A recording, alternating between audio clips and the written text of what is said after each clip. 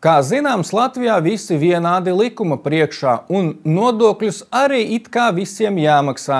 Bet nē, ja runa ir par saules paneļiem, tad ir nianses. Ja esi parasts džonis un gribi uz mājas jumta vai zemes pleķīša uzlikt sev paneļus, tev jāsamaksā dabas resursu nodoklis.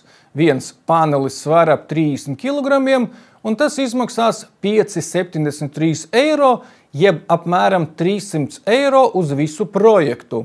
Bet ja tu esi attīstītais, piemēram, Ignitis, un pērc paneļus patiešo no Ķīnas, un plānā tev ir 700 megavatu parki, sanāk 1 miljons paneļu, jeb 30 000 tonnas.